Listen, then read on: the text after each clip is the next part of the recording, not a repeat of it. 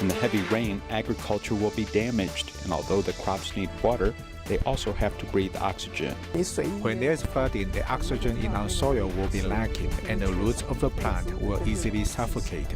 If plants sit too long in standing water, they will die. Even rice can die of oxygen deficiency.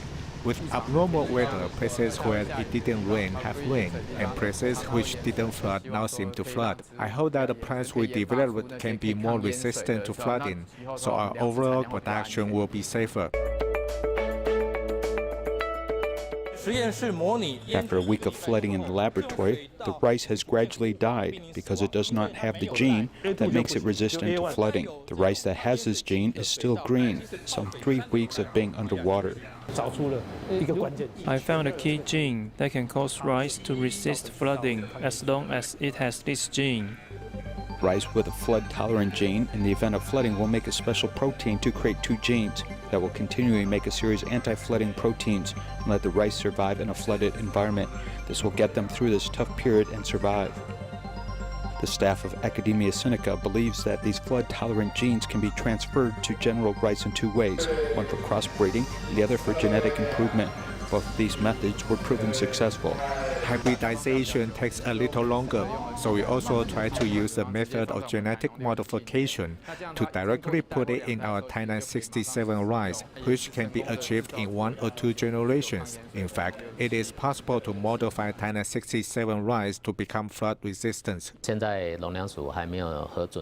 at the moment, the FDA has not approved any crops that can be planted in the field. There are still no GMO crops in the country, which can be allowed to be cultivated in the fields by the government. However, in the face of extreme weather, once a severe grain shortage occurs in the future, GMO crops will come in handy. It is estimated that by 2050 or 2060, the population will be 9 billion, which means more than 2 billion people will be added, and they will eat more food than they do now. Changing the genes on GMO crop may be something we need to do in the future. When humans have no food to eat, they will not care about safety concerns of GMO crops. However, they have not yet reached the critical moment of extreme food shortage.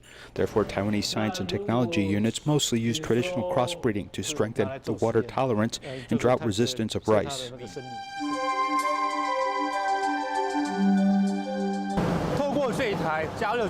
Through this heating device, this agricultural research center pumps hot air into the greenhouse to maintain the temperature of 38 to 40 degrees to observe the tolerance of this rice to high temperature.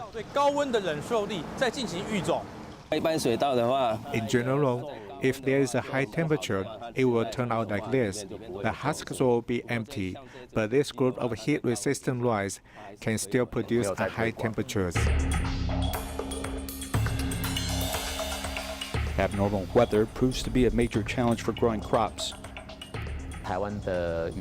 Taiwan's rainfall is not an average distribution. It has given you a lot of rain, and then there's the long-term drought. So we are developing rice resistant to flooding and drought. We obtained the drought-tolerant rice from the International Rice Research Institute from the Philippines, and then introduced this gene into this generation of Tainan number 11 rice. It not only kept the good characteristics of Tainan number 11, but more importantly, during cultivation, it has drought tolerance. Dramatic changes in the climate not only affect the growth of crops, but may also completely destroy crops overnight. If there's a problem, all crops may be affected the same. This includes resistance to pests and diseases, and adaptability to the climate. It is necessary to maintain the diversity found in our original species to ensure humans have food. Therefore, the work of preserving seedlings is very important.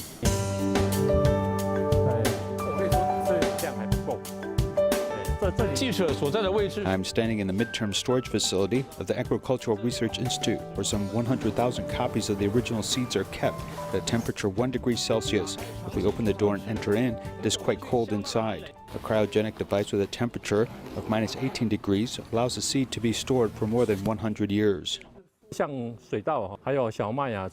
For example, original rice and wheat seeds. We may have 3,000 seeds here. Because we have so many species, we need a barcode for all of them, which we can scan to enter the computer. For the past 70 years, the United States, Japan, France, Germany, and other advanced countries have successfully built a database for crops. Taiwan followed up 30 years ago to preserve local grain seeds and retain hope for the future.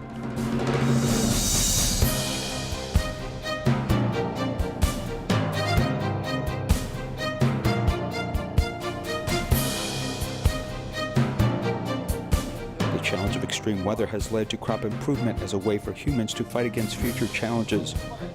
However, if we do not start from the basic carbon reduction and energy conservation, then the adaptability of breeding GMO crops simply will not catch up with climate change.